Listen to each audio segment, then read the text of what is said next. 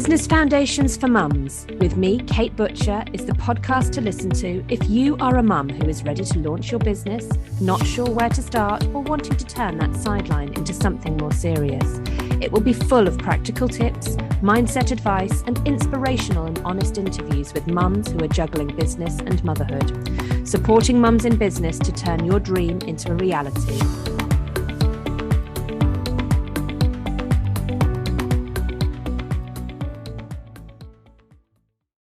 Hello and welcome to today's episode of Business Foundations for Mums.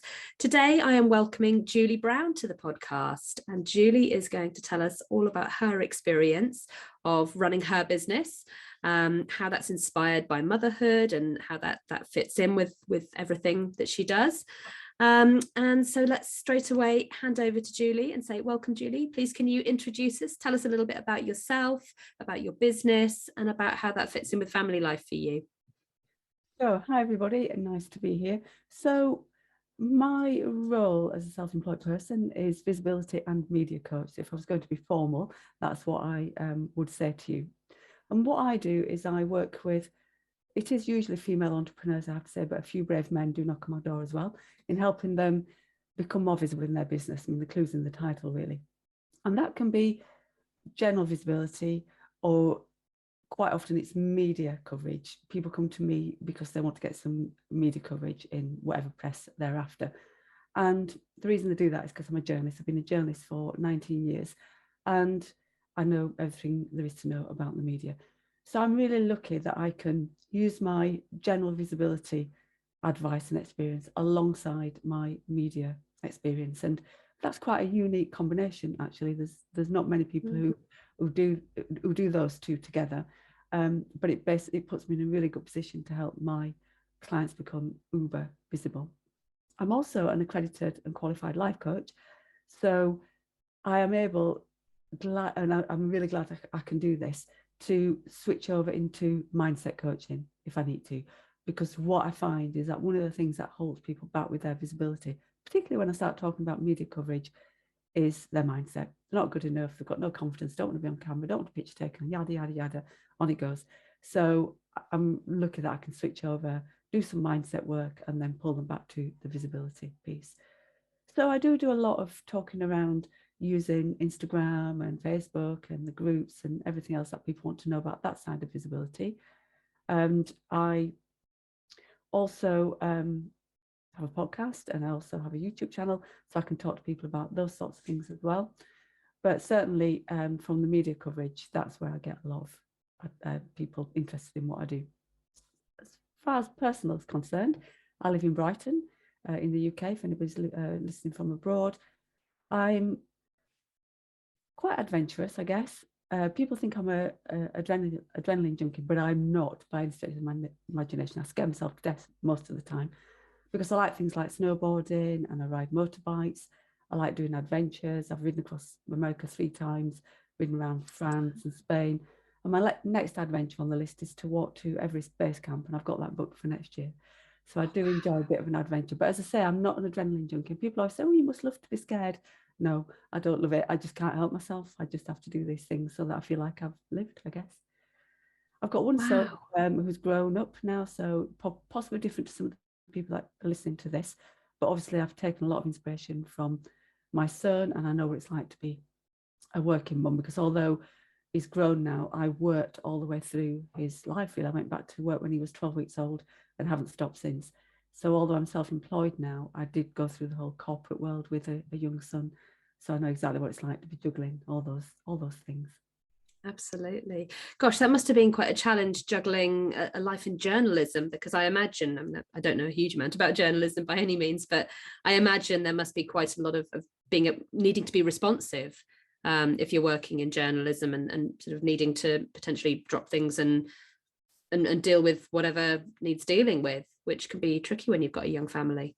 Yeah, absolutely. Although I have to say, when he was really young, I wasn't a journalist. I've done a couple of pivots in my life. I used to work for the National Health Service. So when he was young, proper young, I was NHS manager. Then I worked for the government, inspecting hospitals. Very, very high profile stuff. And that, to some extent, was even worse, because I was often reacting to national crises. And I used to have to down tools very quickly to head off and deal with whatever the NHS was throwing at me. So yeah, that was a struggle. I used to be away for weeks at a time as well when I was inspecting hospitals. So I used to have to try and manage that. And I moved into journalism probably when he was about 12, so a little bit older. But obviously that then brings with it completely different challenges. And yeah, that was fun. Teenage years are fun, folks, if you're not there yet, she says, tongue in cheek. Oh. So yeah, I've always worked full time, never done any part-time work. And yeah, it was a challenge, but you get through it. You find ways of managing that. You look for support around you, and everything's doable. It's just about being organized and having the right mindset to do it.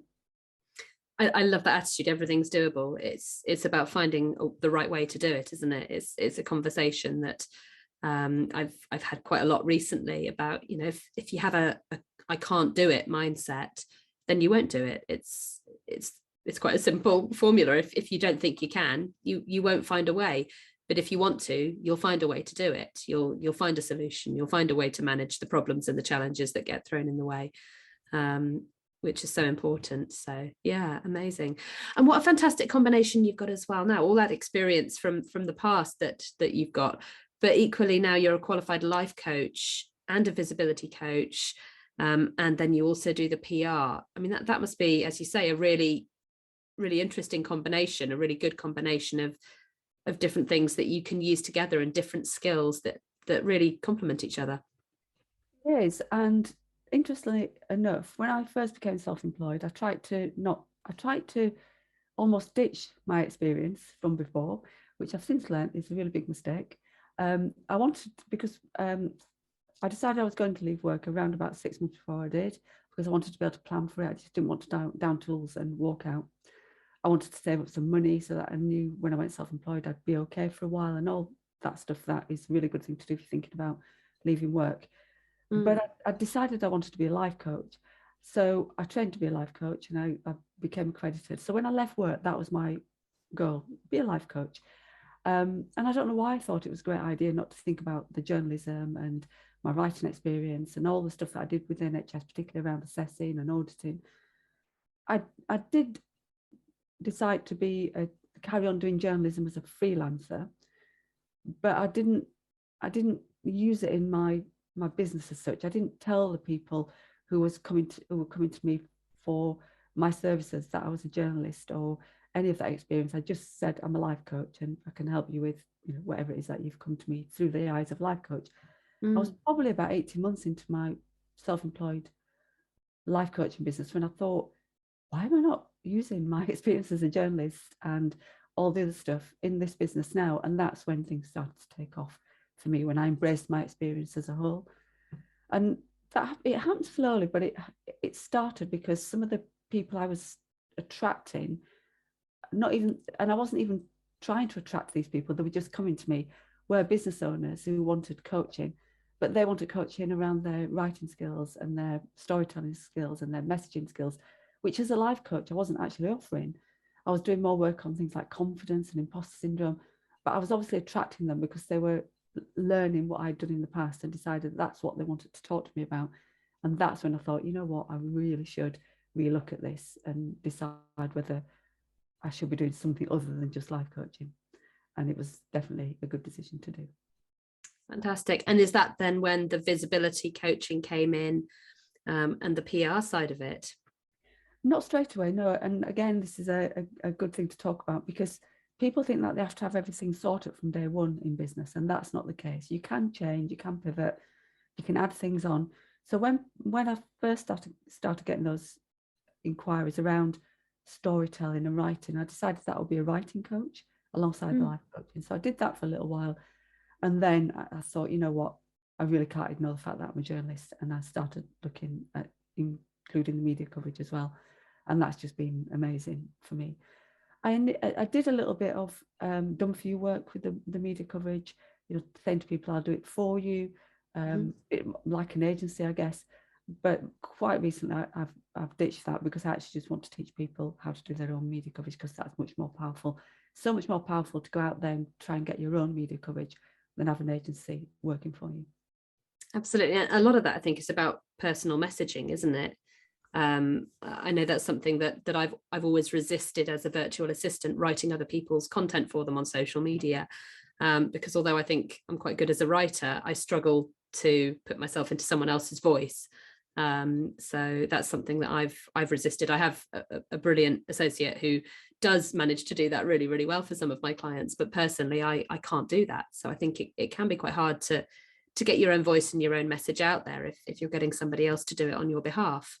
Yeah, I think, I mean, because I write for lots of different magazines, I'm quite good at picking up on styles and tones and things. I've no issues with that. For me, as an editor, because I've been an editor-in-chief and a publisher, so quite high up in the journalism world, I got every day lots and lots of emails from people saying, I've got a story idea. And to be honest with you, I only really took notice of the ones that were coming in from the people themselves, not from a PR agency, because the PR agencies have got a slightly different reason for getting people in the media. It's not always because they've got the person at the heart of it all. It's because, you know, the more media coverage they can get for somebody, the more money they can make. And you'll see, if you talk to any of the journalists, they'll say this, you know, journalists' relationships with PR people is not great. So for me, if I saw an email that had come from a PR company, I'd possibly just delete it. Whereas if it had come from the person themselves saying, I'd like to feature in your magazine or on your website or wherever, I'm much more likely to open it and have a look at it, because I knew it'd be more heartfelt. The stories would be come from a different place.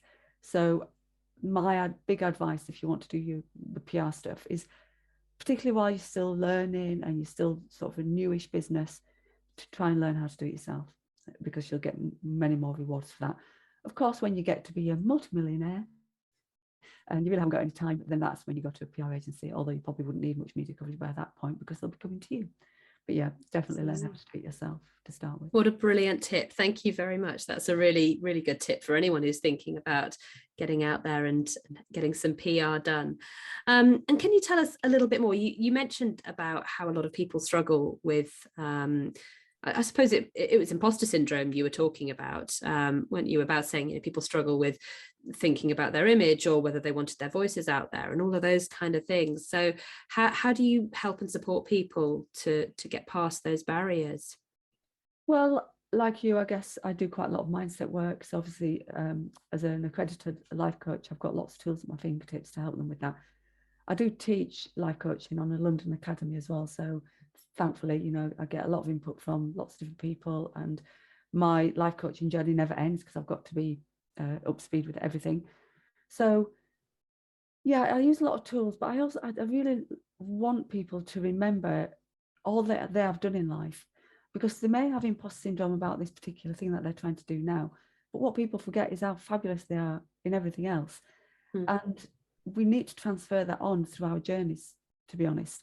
And I have lots of tools that help people that with that, just trying to get them to see what they've achieved, how great they are in all sorts of different ways, the different things that they have to do, particularly as a mum, I have to succeed in, I have to achieve.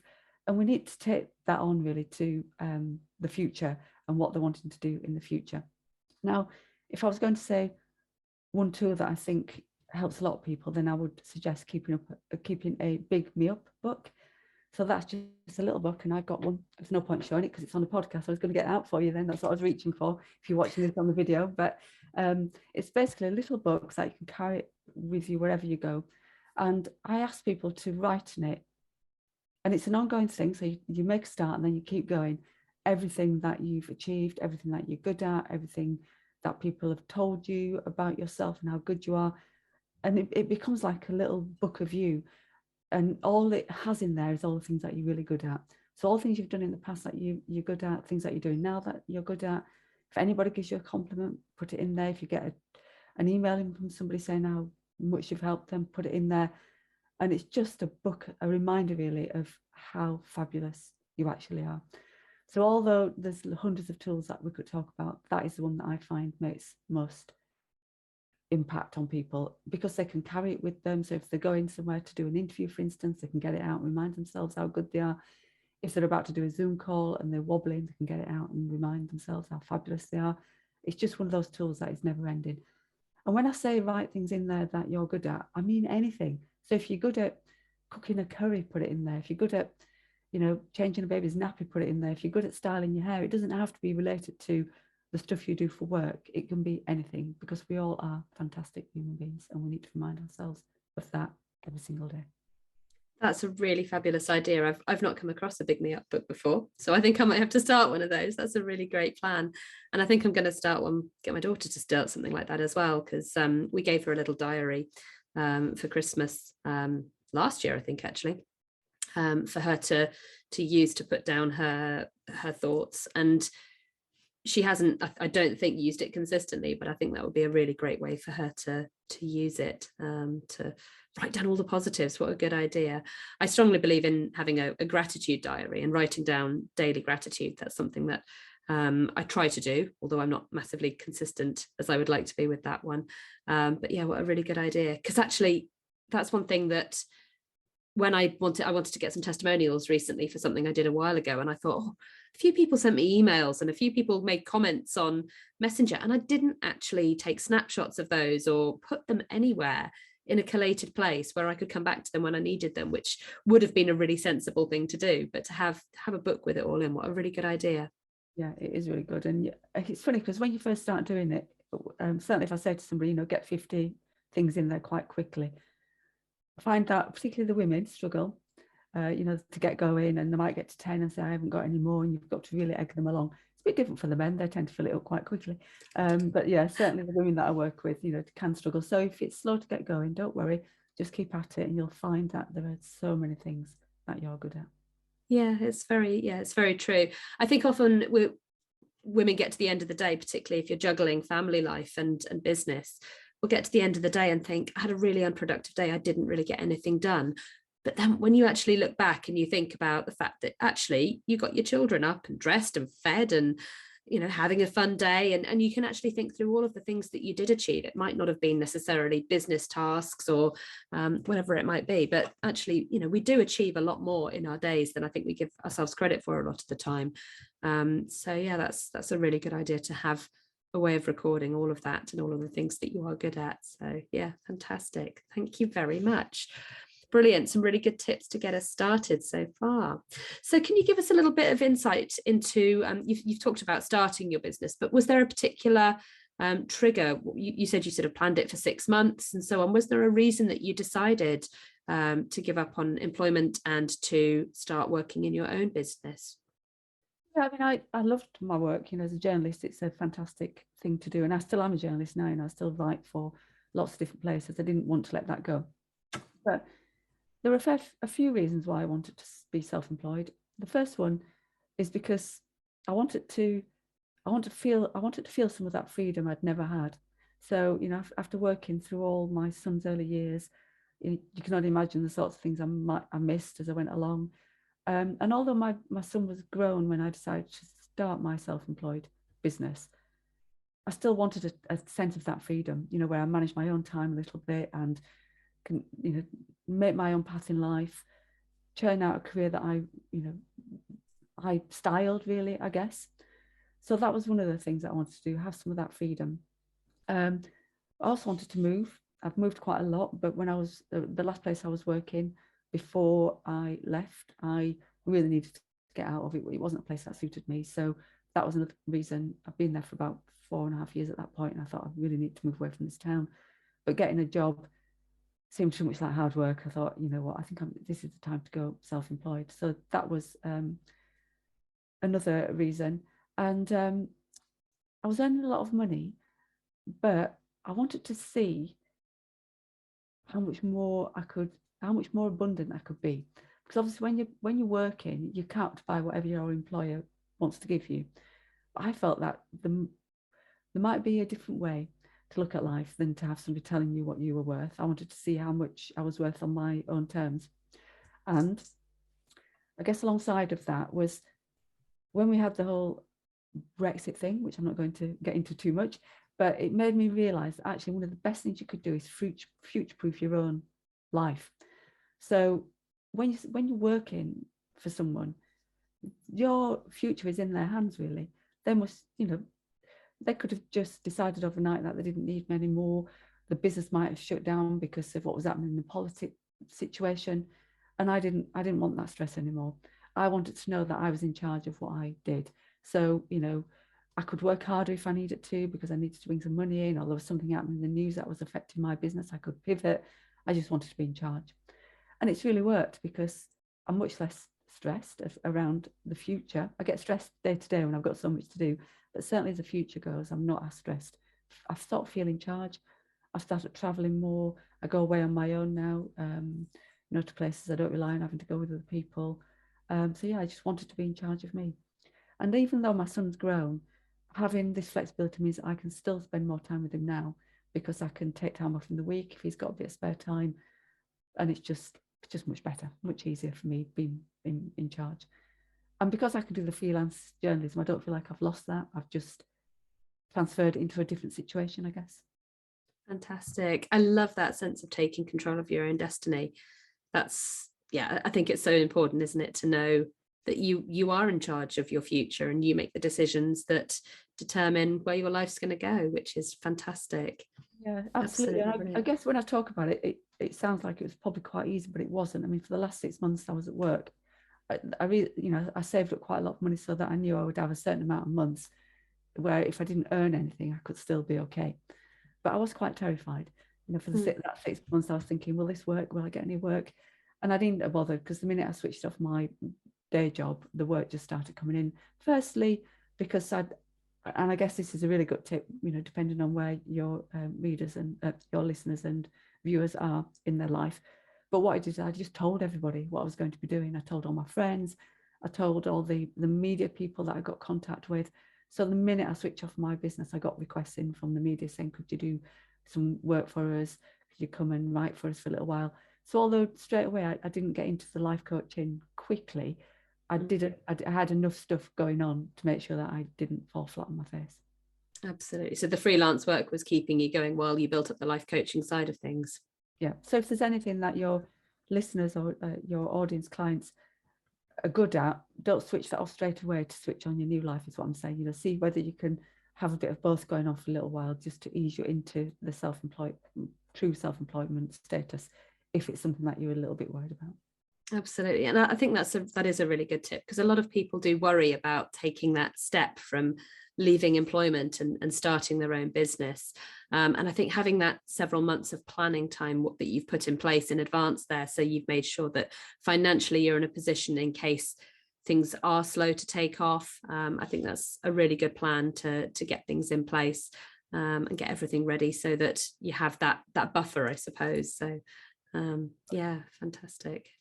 Brilliant. So yeah, and you're quite right. Freelancing in what you've always done is a great way to fill that gap as well, and to keep things ticking over. That sounds absolutely brilliant. Thank you very much. There are absolutely tons of opportunities out there once you need to look for them. You know, when you're employed or that's not working, because you've got young children, you think, well, what opportunities are there? But there are tons. You know, there's so many different things we can do now. There's always some way you can make money without having to go work for somebody else. Yes, absolutely. And shouting about what you're doing to everybody as well. Brilliant tip. Thank you for that.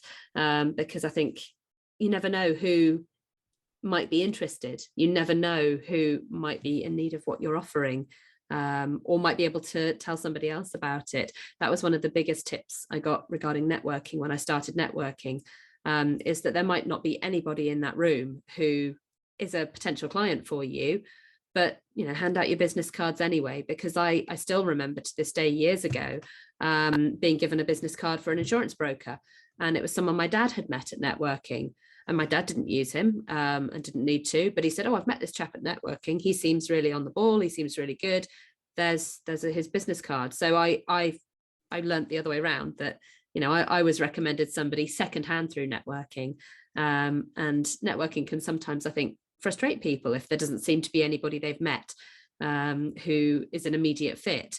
But you know, I've given away business cards 2-3 years down the line for somebody I've met and I've remembered and passed on their details to somebody. So getting out there and talking to everybody and anybody who'll listen about what you do, I think is a really good starting point. Definitely.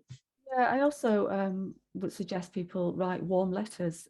This is another tool that I speak to my clients about when they're worrying about getting clients. And that's because often people are changing directions. So, for instance, for some of your audiences, there may be mums at home at the moment, but they're about to go and do something else, or they might be changing jobs, whatever the situation is. I would suggest writing a warm letter to anybody that you know that you want to alert to the fact that you're changing jobs. So it could be people you've worked with in the past, it could be friends, it could be family, and just write to them and say, you may know me as a stay-at-home mum, or you may know me as a whatever it is you've been doing, but I'm now doing something else, and this is what I do, and this is who I offer it to. And you'd be amazed how many clients you can get from that, because obviously these people are close to you, the friends, the family, the people you've worked with before, and they want you to succeed. And I find that when you do that, what you get back can be absolutely amazing. Suddenly you've got this influx of people asking you about your business and what you do, and can they employ you, just from one letter or a number of letters that go out to all these people that want you to succeed. Fantastic. That's another brilliant bit of advice. Thank you. Gosh, we're getting loads of gems of wisdom today, which is fantastic. Thank you. So, Julie, what would you say is the best bit of advice that you have been given since you started in business? Maybe it's one of those pieces of advice that you've just given us. I don't know. Yeah, well, there's loads, obviously. But I guess the ones that I thought I would share here is one around just get it out there. What I find more than anything is, alongside imposter syndrome, we get this perfectionism and procrastination, and people think that guilty. A lot of people are, but I think it's the perfectionism that really gets people, because that goes hand in hand with procrastination, I know, but they think that everything has to be perfect before they put it out there, and it really doesn't. The message that you're sharing is important, but if you don't share it in the most perfect of ways, it doesn't really matter. I look back now to some of the videos that I made when I first started, and they're terrible, but I'm still at it, because if you don't get started, you can't complete either. You've got to start somewhere. And even now, 5 years on, I still put things out there that I think, oh God, that's not really quite what I expected it to be, but it just has to go, because otherwise I'd be sitting on it and sitting on it and sitting on it. And what's more important is that you get your message out there, and your services out there, and you out there, and it doesn't really matter if it's perfect or not. So that's my first tip. Just get it out there, whatever it is. Perfect. Out there. It's so true. In fact, I've got up on my wall above the mantelpiece there, "Done is better than perfect," which is the Sheryl Sandberg quote about exactly that. Yeah, it's a brilliant tip, that one. Thank you. Yeah, and alongside with that goes, if you compare, you despair. So don't compare yourself to anyone else. You're on your own path. Because what we often do is compare ourselves with people who are much further ahead of us. And it's no wonder we start to think, well, I'm useless. I really can't do this, because look at them, they've got all these clients, but they've probably been at it for 5 or 10 years, and you're on the first ladder. So definitely don't compare. Secondly is start growing your email list right from the off. From day one, start planning and organizing an email list, because that's what will sell your services when you get further down the line. Those are the people who are already in love with you, the people who are signed up to be in your world, the people that you can nurture. And we don't know when Facebook's going to shut down, when Instagram's going to go pop, and all those things we don't own, whereas our email list is our own real estate. We own that, and unless we decide to shut it down, it's not going anywhere. So that's definitely absolute number one thing in business, is to grow your email list. And then another thing I would say is, if you're not enjoying what you're doing, then reassess it, because if you're self-employed, although it's a struggle sometimes, and we have tough times along with the good times, you should be enjoying it. And if you're not enjoying it, I would take a good look at it, because it might be that you need to be doing something else. Brilliant. Thank you. Absolutely fantastic advice there on both of those.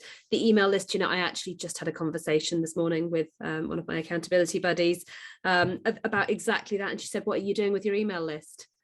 And I have to say, I'm guilty. I've gathered some emails, but I don't nurture my email audience as much as I should. I know I don't. And yeah, so I did get a slap on the back of the wrist this morning for a virtual one, for not actually doing anything with my email list. So yes, thank you. That hearing it twice in one day is giving me the kick up the backside that I need to go out and actually start doing something with it. What I find most is people nurture their cold lists or their warm lists. So we're all busy on social media posting and things, and what we're doing there is just talking to a cold audience mostly. whereas your email list is your red hot list, and that's where we should focus. So I'll get started. Yeah, absolutely. Thank you. I will. I'm going to get on with that one, definitely. Brilliant. Thank you very much. Amazing. So do you have a favorite business tool that you use in your business at all? Yeah, again, I've got a few, but the two I would talk about, I can never do just one, is Mailerlite, which is my email list platform. Yep. There are many, many, many out there. I started with MailChimp and moved on to Mailerlite. And the reason I like it is because, well, it's free until you get to, I think it's 1,000 subscribers. 1,000, yeah. Okay. But even when you start paying, it's not a lot to start with. So for anybody who's starting out, it's a good one to go with because it's really easy to use. I find it easier than MailChimp. And when I was really struggling with MailChimp, that's when I sort of wasn't doing the email marketing that I should have, because it was just too much of a struggle every day. Whereas now I've moved on to Mailerlite and it's much easier and I can get emails out there quite quickly. It's not to say I won't move on, as my email lists get bigger and bigger, I'll probably move on to something else, but it's working for now. And then the one thing that I really couldn't live without, although it's quite a basic tool really, is Canva.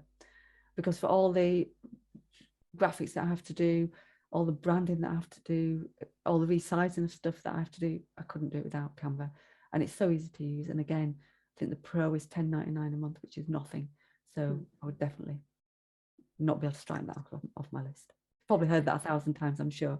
But yes, definitely. Honestly, those two tools are two of my absolute favorites as well. And I exactly as I was saying, I have a mailing list and I haven't used it. It is in Mailerlite, but Mailerlite is something I use very frequently because I may not nurture my own mailing list, but I do a lot of work as a VA with my clients and their mailing lists. And Mailerlite is the one that I always recommend that my clients use, because as you say, it's free to use with a smaller number of subscribers if you're under 1,000 or so.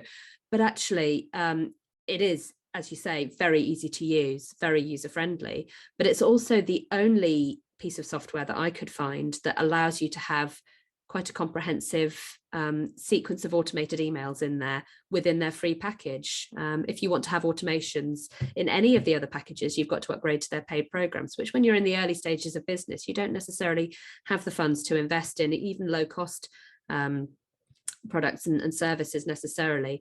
And you can set up some really amazing automations with Mailerlite, which I think is absolutely brilliant. They have just changed their pricing structure in the last month, and I need to have a really good investigate and see what is and isn't included. But yeah, their automations are absolutely brilliant and so easy to use. So yeah, I absolutely agree with that recommendation. And Canva likewise, use it all the time. And in fact, my daughter is completely obsessed now. I've set her up with a student account and she loves to make invitations and posters and create all sorts of fun things in there as well. So it's great as a tool for children to use with the free package as well, to come up with their creations for their things they want to use. But yeah, brilliant tool, absolutely fabulous. So many things on there that I'm still not using. I've even switched over things like all my presentations now are done on Canva. It's so much easier than anything else I've used. So yeah, quite a basic thing, but once you start with it, you're not going to be able to live without it, that's for sure, as a business owner. Absolutely and totally. I utterly agree with that one, without a doubt. Fabulous. And do you have any books that you particularly like to read or to listen to that you would recommend to other mums in business? Yeah, I've got a whole library of books. I brought a couple in with me. I know your podcast audience can't see them, but I tried to choose based on who I know your clients are. So this first one is called Hilda. Tackle your inner naysayer, get out of your own way, and unleash your badassery. And it's by somebody called Coach Jenny. Now, there are lots of books on imposter. It's about imposter syndrome, basically. But I just think it's really lovely. It's written in a really lovely, easy to understand way. And it's got lots and lots of tips. And it's probably, is it the best book I've ever read on imposter syndrome? Probably, because of the way it's written and some of the tools and tricks that she talks about in there. So that was my first one. If you're suffering from imposter syndrome, which I know a lot of people are, then that's definitely worth having a look at. That's brilliant. That's a completely new one to me. I've not heard of that one. So thank you for that recommendation. That's going on my list as well. Yeah, it's very good. It is very good. And then my second one you will probably know about, and it's called Building a Story Brand by Donald Miller. This is been around for a while now, and a lot of people talk about it. But I think one of my big things is that getting your message straight is what's going to help you build your business. And I said earlier that it doesn't need to be 100% perfect how you get it out there, you know, what your writing style's like and things. But actually making your message clear is a different matter. It has to be clear. The people who are doing marketing that's confusing are not going to get any clients. So getting your message spot on as far as having it clear in your head so that it can be clear in your when you're doing your marketing is really important. And I would highly recommend this book to help with that. Fantastic. I haven't read that one. It is in my wish list though, so it's one that I know of, but I haven't actually listened to or read yet. Definitely worth having a look at. It follows the hero's journey, but it shows you how to implement it and stuff. So it's well worth reading. Then my last one, which I don't have a copy of to show your YouTube viewers because I've only got it on Kindle, is called, I'm going to have to look at the proper title, The Go-Giver. And it's by two men, Bob Berg and John David Mann. And the reason I've chosen this, it was a new book to me till quite recently, is that in business, we talk a lot about giving value, you know, give value. And I get quite a bit people pushing, a few people pushing back on that. Oh, you know, if I give my best stuff away, nobody's going to want to buy anything. And that book tackles this. And it really gets to the heart of the matter around the more you give, the more you get back. And it does it in a really interesting way. So if you feel like you're giving too much away, or you don't want to put things out on social media because you worry that people then won't buy your services, definitely read that book because it will get rid of that for you straight away. But yes, that's another one that I've been recommended and haven't yet listened to, but it is again another one that's on my wish list, and I've heard a lot of really good things about that book. So yeah, definitely one I look forward to listening to or reading really soon. Thank you. 3 really good book recommendations there. That's absolutely fabulous. Thank you for those, Julie. So before we wind up the interview, could you finally tell us a little bit about where people can find you, how they can, you know, if people want to check out what you do a little bit more, where you are on social media, your website, and any offers that you've got going on at the moment that people might be interested in? Sure. So my website is iamjuliebrown.com. With a name like Julie Brown, you have to be quite creative with how you title yourself because it's quite a common name. I am on Instagram, which is iamjulie.brown. I'm on Facebook. You can search me under Julie Brown, but I think you're going to put the links to that, aren't you, as well? All of the links will be in the show notes, yes. But again, with a name like Julie Brown, if you just Google Julie Brown or look on Facebook under Julie Brown, you'll get quite a few. So the link to my page will be great. I do have a Facebook page called I Am Julie Brown, and I have a Facebook group as well, which I know you've got the links in the show notes to that too. I am on Twitter as well, which is I Am Julie Brown 1. So those are all my different places you can find me. Fantastic, thank you. And is there anything that you're offering at the moment in terms of promotions or things that people can sign up to that would be of interest? Yeah, I've got a freebie that I would like to offer because it's about media coverage. And I think for the people who are listening here now or watching, and your audience in general, the earlier you can think about starting to get media coverage for your business, the better it's going to be, because media coverage is so powerful. We haven't touched on that really, but it is the most powerful form of marketing you could ever do. And so many people are not using it. It's tip of the iceberg really when it comes to the amount of business owners that are using it, but the ones that are reaping massive benefits. So I wanted people to start thinking about this sooner rather than later. So my freebie is in 2 parts really. It's a list of 10 media outlets that are looking for business owners right now because they want to feature them in their place, wherever that may be. And there's a little bit of information on each outlet as well. So you can have a look at that and see whether it's something that you want to go further with. But then it comes with a video which is about whether you are ready for media coverage or not, because although you don't need to be mega experienced, you can still get media coverage as a newish business owner. There are things that it would be best to have in place before you start contacting the media.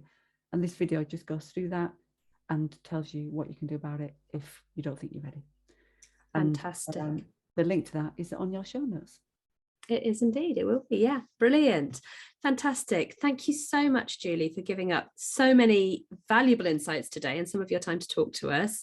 You've given us loads of gems to work with today. So thank you very much. I'm sure the listeners and those watching on YouTube will find loads of really useful things to take away from everything you've talked about. So thank you. It's been absolutely lovely talking to you. You're welcome. Thanks very much for having me. Thank you for joining us here at Business Foundations for Mums. You can find all of our episodes, show notes and blog posts at businessfoundationsformums.co.uk, and you can follow us on Instagram or Facebook.